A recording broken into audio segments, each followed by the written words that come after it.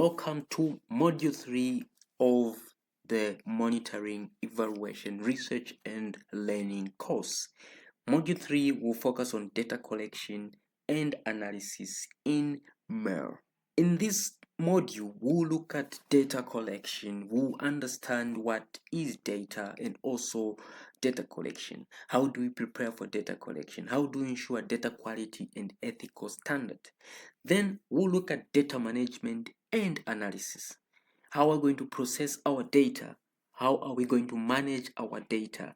What analytic approaches are we going to take? And also how are we going to communicate our results? So by the end of this module, you will be able to design and implement effective data collection strategies, understand qualitative and quantitative analysis, and create compelling data visualization to support evidence-based decision in your organization. Data collection. Understanding data collection and its role in M&E. So data is the foundation of M&E. You cannot do anything in M&E without data. So data refers to quantitative or qualitative values collected through various methods that can be analyzed to derive insights. The two main types of data, there's quantitative data, which is numeric, and then we also have qualitative data, which is it's text in nature and focuses on characteristics and as well as qualities of the particular project. Now, what is the role of data in M&E? Data helps us to make decision or data-based or data-driven decision. So that is the number one role is decision making. The other thing is program design, right? So data helps us, in designing interventions by identifying the needs, setting baseline, as well as determining the target population. The second role is monitoring progress. So with ongoing data collection, it allows for tracking the implementation of program against set objectives and timelines. The other role is evaluation. So data is essential for evaluating program effectiveness and impact. Accountability is also another role of data. It provides transparency and accountability to stakeholders, including funders, beneficiaries, and policymakers. What are some of the data collection methodologies that are commonly used in the field of M&E and even just in the field of social impact programming? The first method is the document review, which is qualitative in nature. Here you just analyze and review the existing records, reports, and policies. So it just helps you to understand the context of, for example, the climate impact on health, identify some of the themes that are there, as well as uncover patterns in existing intervention. The second thing is data abstraction. This can either be qualitative or quantitative. It just summarizes the qualitative data and also summarizes the quantitative data to just assess, the overall intervention outcomes. Observation, this one is qualitative in nature. You just understand, gather, and see the behavior and interaction of the participants. Focus group discussion is another method which is qualitative in nature. Here you group these members or stakeholders in a small group, and then they discuss about the perception, their experiences regarding the particular intervention or the particular topic. Interviews, qualitative in nature. Here you have in-depth interviews with the participants to understand a particular concern or topic of interest. Surveys, this is quantitative. It's mainly structured and it's numeric data from a large sample regarding health outcomes or climate change perception for statistical analysis. What are some of the guidelines for designing quantitative data collection tools? The first thing that you need to do, you need to define clear objectives. Ensure that your data collection tools align with your program goal and objective. The second thing is keep the questions simple and clear. Use straightforward language, avoid jargons or complex terms. Number 3 is use closed-end questions. When you're dealing with a quantitative data collection tool, always have closed-end questions. These, they help you to easy code and analyze your data. Number 4, ensure validity and reliability in your tools, right? So as you're designing your tools, you need to ensure that they're accurate, they measure what they intend to measure, and they produce consistency results across different contexts. The fifth one, you need to do a pilot test of the tools. You don't just develop tools and roll them out. You need to pilot test them so that you see and also get feedback. The sixth step is you need to have a structured format. Keep the questionnaire too well organized with a logical flow to minimize confusion and respondent fatigue. Number 7, minimize length. Please keep your questionnaire short and straight to the point. The other thing that you also need to do is ethical consideration. You need to have consent forms. If you're going to collect data for minors and even participants, you need to get their consent, right? Then the ninth one is you need to choose the right medium. How are you going to collect that data? Is it going to be paper-based? Are you going to do mobile data collection, online surveys, depending on the context of your research? Now, what are some of the guidelines for designing qualitative data collection tools? We've done the quantitative guidelines. Now we're looking at the qualitative guidelines for data collection tools. Number 1, you plan your questions. So carefully prepare and script the questions in advance, documenting them in an interview or discussion guide to maintain focus. So that's if you're going to do what we call a focus group discussion or just an interview. You need to prepare those questions in advance, right? So use open-ended question. Open-ended questions ensure free form response, and then you can also use the content mapping questions to broadly just explore a topic, and then content mining where you probe for more details, right? So if you are doing a question, somebody responds and you feel like they can still give more information, you can do a probe so that they give you more information. The third one is ensure clarity, and you need to ensure clarity, right? So questions should be clear, unbiased, and easy to understand, and avoid any language that could lead or influence respondents. So be neutral as you're developing your tools. Pilot test those questions. Test with a small group and ensure there's clarity and effectiveness, as well as refine based on the feedback that you're going to get.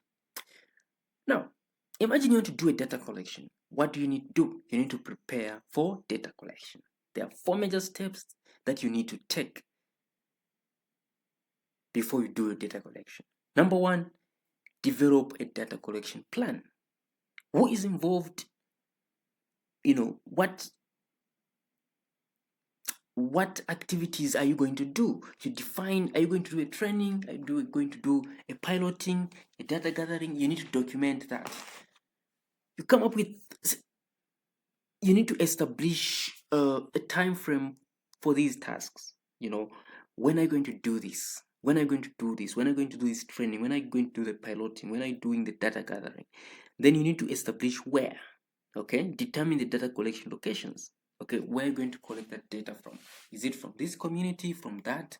All these things have to be documented in the data collection plan.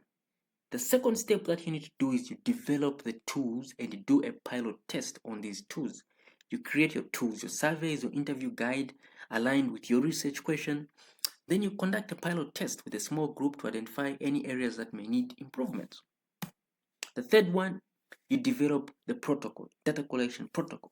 Here you need to clearly define the team members' task, right? The roles and responsibilities. The other thing that you also need to do is come up with informed consent form. Outline the consent process for the participants. Procedure, provide instructions for the data collection, including definition and handling special situations. So document that in the protocol.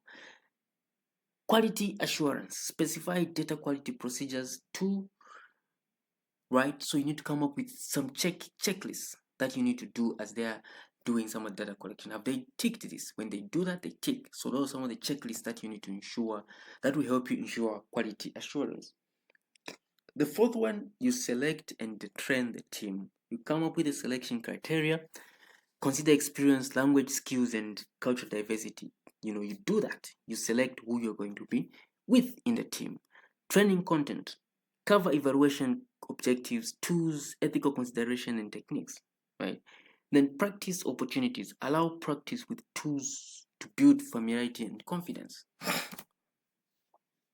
Now that you've come up with, you are now ready to do the data collection, you need also to ensure that your data is of quality, right? So, data collection is an integral part of monitoring and evaluation because it provides the foundation for assessing the program effectiveness and making informed decisions. However, the quality of data collected is crucial to ensure effectiveness.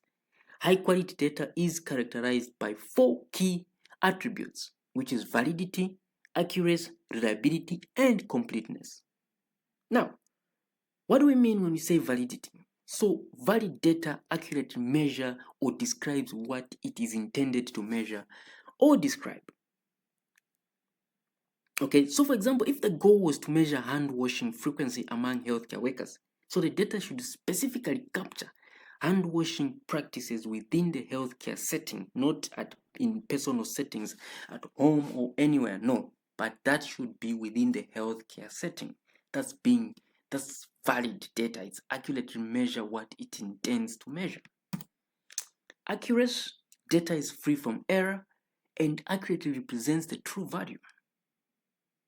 So quantitative data should be precise, while qualitative data should faithfully capture participants' experience. So you need to ensure that your data is accurate. Reliability data is consistent and can be reproduced, right? So similar results should be obtained if we use the same data collection tools or processes repeated, because this will give you confidence, right? So with the same tool, we should get similar results. Completeness. Complete data encompasses all necessary information without any missing values. Ensure as you're doing the data collection, ensure that this attribute is fulfilled. Complete data, all data entry points should be filled in, right? So missing data can lead to biased conclusion. So you need to take note of that. Now, how can one achieve higher quality data? Right, so it's a comprehensive approach that addresses all the 4 attributes. So you need to develop very good data collection instruments, right? So you need to do a data collection training. You need to train the team that will go in the field and collect the data. You need to have a strong data management. When you collect that data, how are you going to store that data? Is it free from from interruption? Is it free from disruption from different kind of people that have access to your data that do not need to have access to that data? So ensure that you have a strong data management. Quality control measures, okay? This is also another aspect. You need to put validations. You need to check in. Is your data clean? So all these things, you have the checklist, you have the reviews. All these things will help you to ensure that the data is of quality. The other thing is data analysis techniques. Here you need to ensure that you have a strong data analysis techniques that are put in place so that it's easy for you to do the right analysis and it's going to give you high quality data. Ethics in M&E. Ethics are the principles that guide our behavior and interaction. In the context of monitoring and evaluation, ethics are essential for integrity because you're going to maintain the credibility and trustworthy of the evaluation or the project. Trust. You're going to build relationship with stakeholders and ensuring participants' well-being. Responsibility. Conducting evaluation in a way that respects the human rights and avoids harm. Now, when you're dealing with data, you're going to interact with the human subjects, which are the individuals who participate in the research by providing data or responses. So you need to protect their rights, privacy, well-being, and their well-being. What are some of the strategies that you may want to take note as you're doing your data collection? Or that you may, the strategies for ethical M&E. The first strategy that you need to focus on is institutional review board approval. Okay, before you do your research, because you're going to deal with the human subject, you need to get an approval from the institutional review board in your particular country. Okay, then the second thing that you may need is the informed consent form. You need to obtain consent forms from all participants before engaging them in the research. The other thing is data privacy and confidentiality. You need to protect and ensure there is confidentiality of participants' information, including securing data storage and limiting access to unauthorized, and limiting access only to authorized personnel.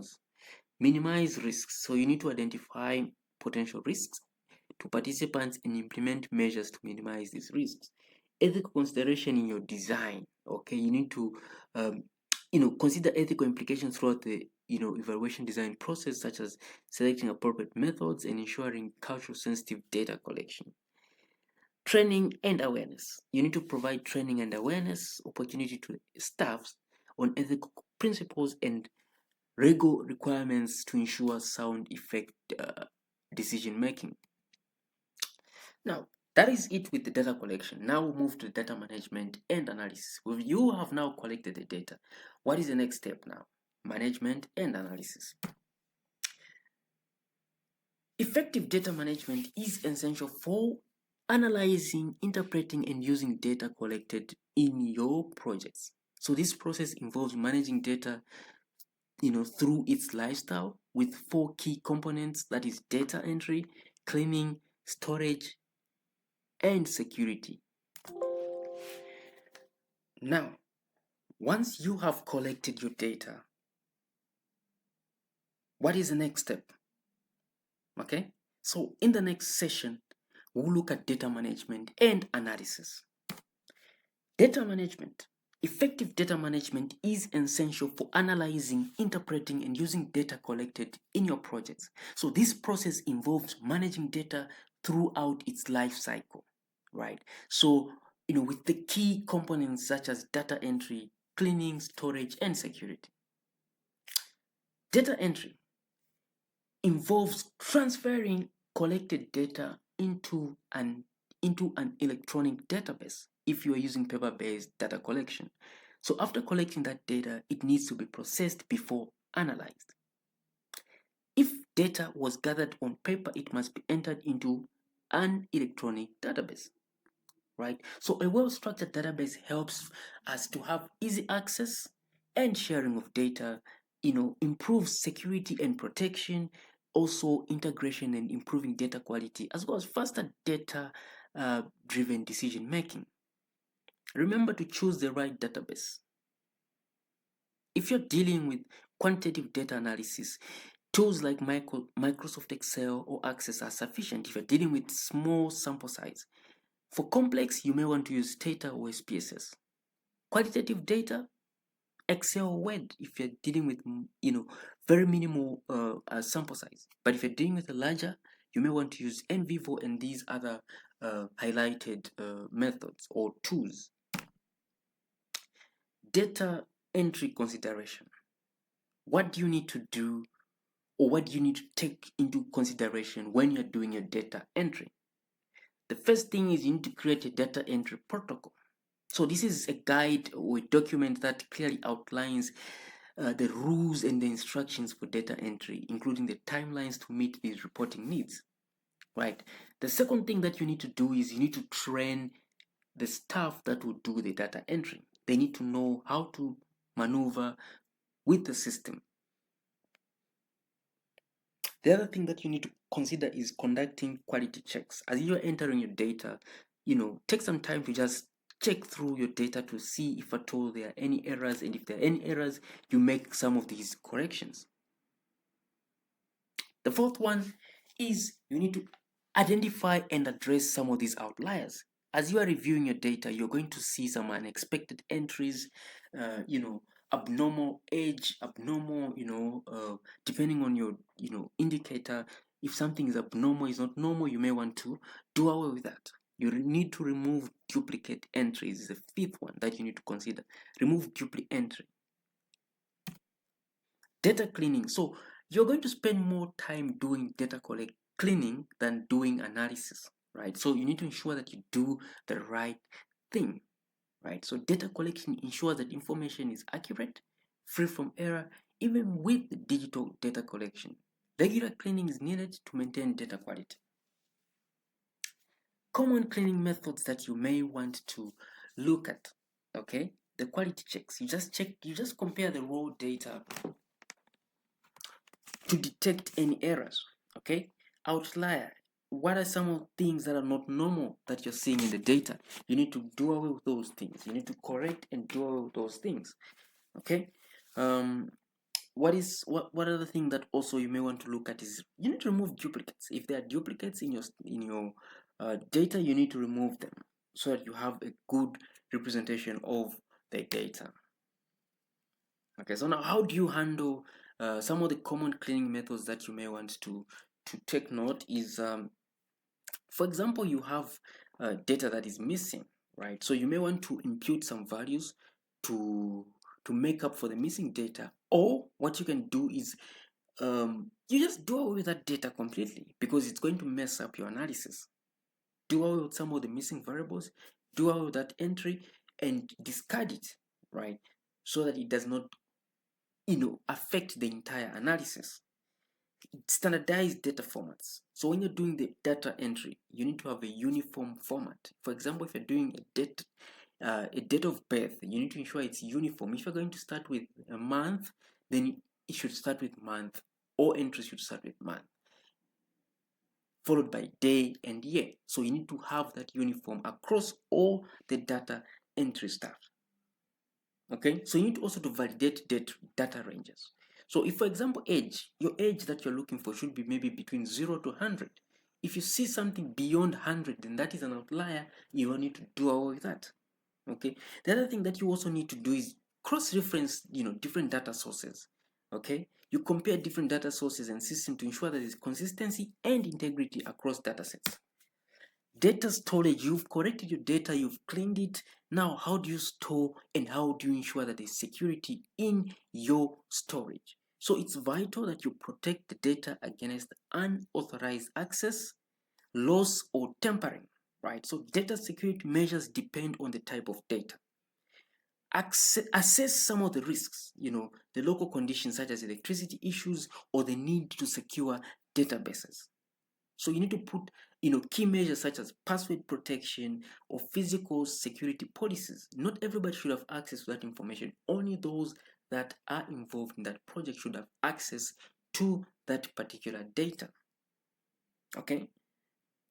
The other thing that you may want to understand if at all you're dealing with the European data, or you're being funded by a European country or company or organization, you may want to understand the general data protection regulation. So this ensures that organizations, they protect the personal data and obtain clear consent from individuals before using their information. Data retention and disposal. Okay, you've collected your data, you've stored it, but now you feel like, okay, this data is no longer needed. What should I do?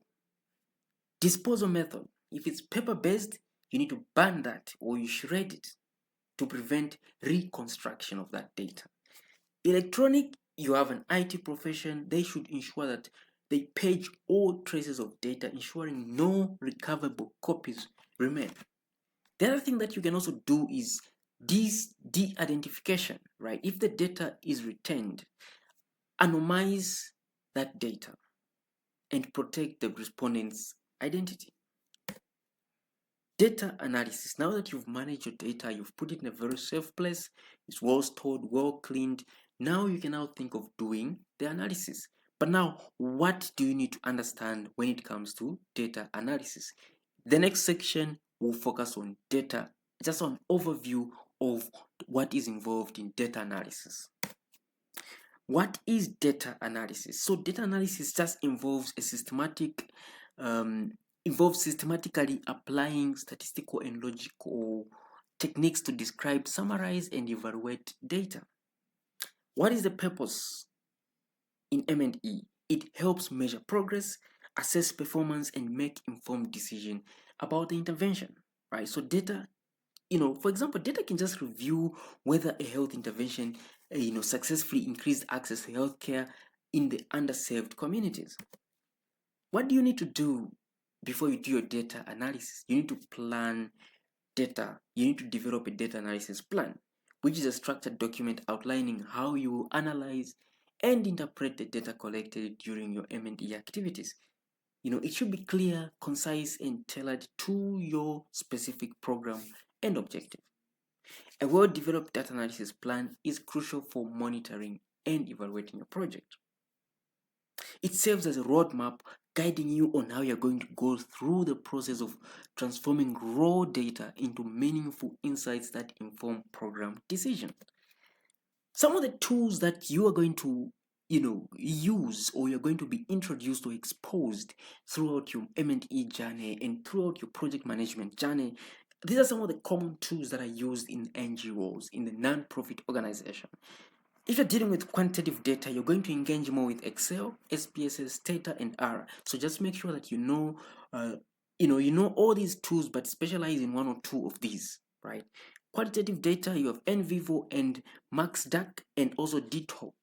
I don't know how to pronounce it, but these are some of the common tools that you may want to use. You may want to use data visualization, Tableau, Power BI. That's it. Don't complicate anything. Types of data analysis. You have the qualitative data analysis.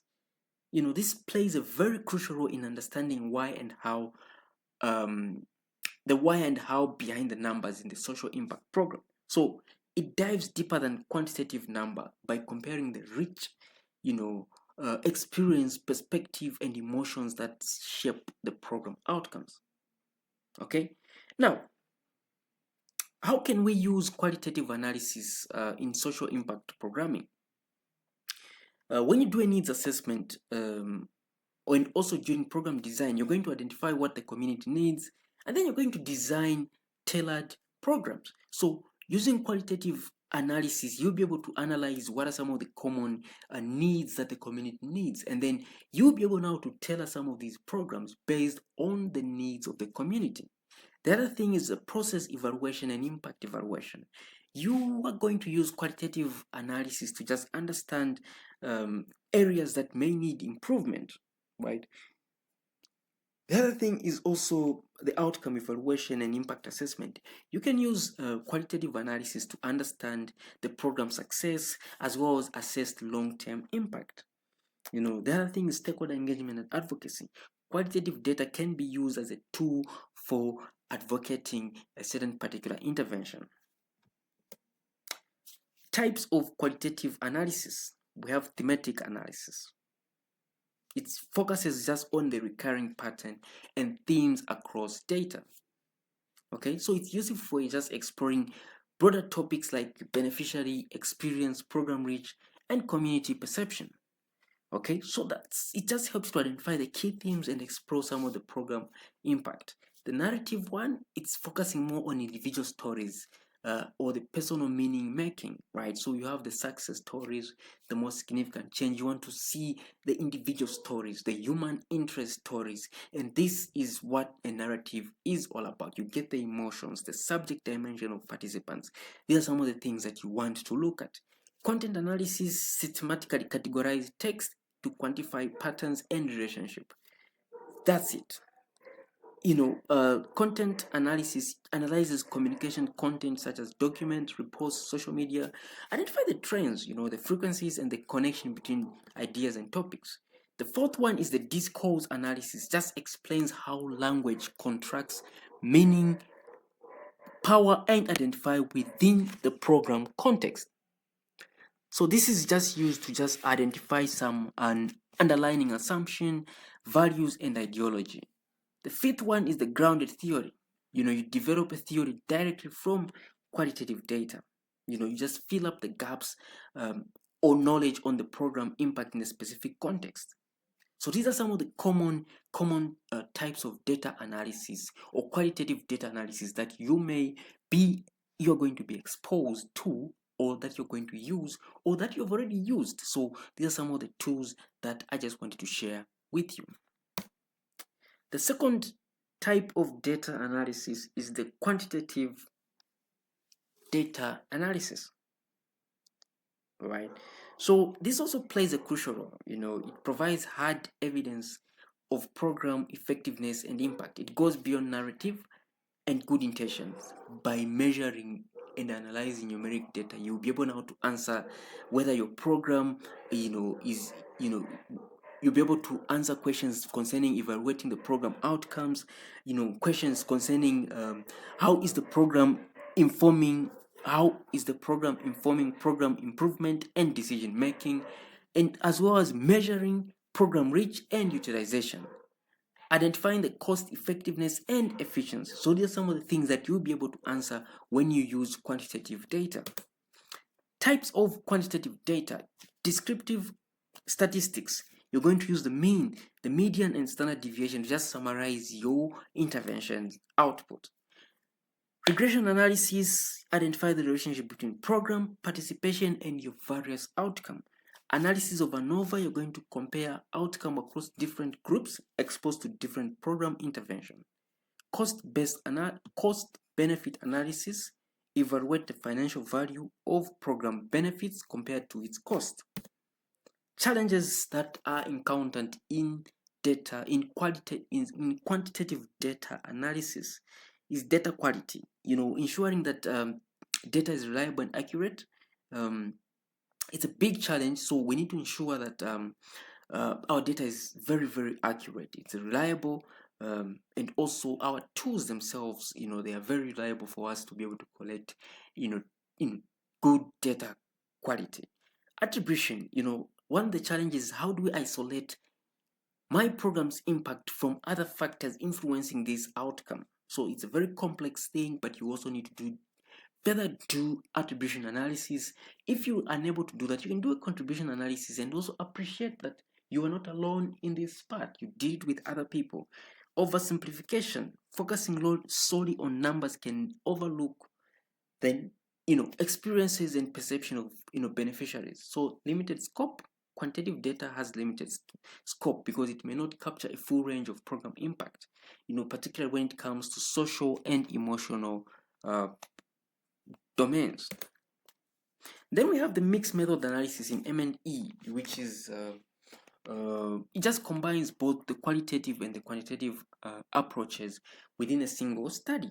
Okay, so it means utilizing both numeric test survey as well as textual interview observation document to just paint a more complete picture of your program effectiveness, reach, and impact.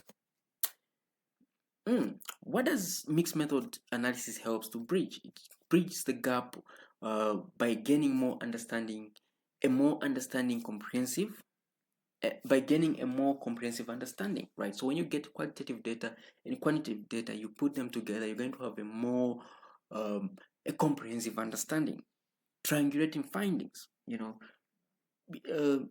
be able to utilize multiple methods.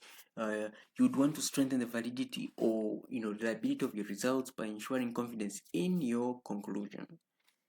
Improve generalization, right? So quantitative data can be used to generalize finding to a larger population, while qualitative data can inform the development and instruments, as well as ensure that quantitative data accurately reflect the lived reality. The last one is improves or enriches program evaluation. So mixed method provides a deeper understanding of the program effectiveness, allowing you to identify the strengths and weaknesses and also area for improvement. Common methods that are used in a mixed method design is the convergence parallel design. It collects both types of data simultaneously and analyzes them separately, comparing and contrasting the findings. Exploratory sequential design. Here you gather data first, quantitative data first to identify the patterns, then use quantitative data to explain the reasons behind those numbers. Then you have the exploratory sequential design. You start with the quantitative data to explore a topic, then collect quantitative data to confirm or refine your understanding. Then you have the embedded design. It collects both qualitative and quantitative data within the same study but at different times. Data visualization in M&E. Okay. Data visualization charts are graphical representation of data that tell a story using symbols in order to improve understanding of a large amount of data. Okay, so visual charts are just like metaphors, that it effectively engage human perception. Data visualization in M&E, you're going to look at charts, right? That are graphical representation of data. They tell a story using symbols in order to improve the understanding of large amounts of data, right? So this data visualization is essential. It's an essential tool in monitoring and evaluation because it helps improve decision making and also helps communicating the results to different stakeholders, right? So why do we need to have data visualization in M&E? It helps you just communicate results. So with the visuals, they present complex data into clear and concise way, making it easier for stakeholders to understand the progress or the program, right? So it makes everything easy to do, easy to understand. When you have things in charts, graphs, stakeholders will be able to understand the trends. They'll be able to highlight the trends, the patterns that may be difficult to understand when you just use raw data like numbers and everything. So that's it helps you just communicate the results. Then the other thing, it improves decision making. When you have a dashboard, for example, you'll be able to pinpoint which indicator is not doing fine, which project is not doing fine, which program is doing fine, so that you just improve decision making. So I'm going to share with you just some of the common data visualization tools in M&E that are usually used. For example, the bar chart. You just compare different groups or categories, right? It's very useful, widely used. The line graph, over time, you need to show a trend. How have you been performing in the last 5 years? You do that trend. Scatter plot, you display the relationship between two variables, is the income as well as access to service. Heat maps show data distribution across geographical areas. Dashboard just gives an overview of the projects, their indicators in real time. What are some of the best practices for data visualization in M&E? You need to keep it simple, and keep it simple with your visuals. Clearly label your axes and legends. Use consistent formatting. Choose the right chart type for your data. Consider your audience. Use visual and also tell a story, right? So basically that's it with data analysis, data collection. There's more that you can learn, but for now, I just wanted to give you an overview of data analysis and data collection in M&E. Thank you.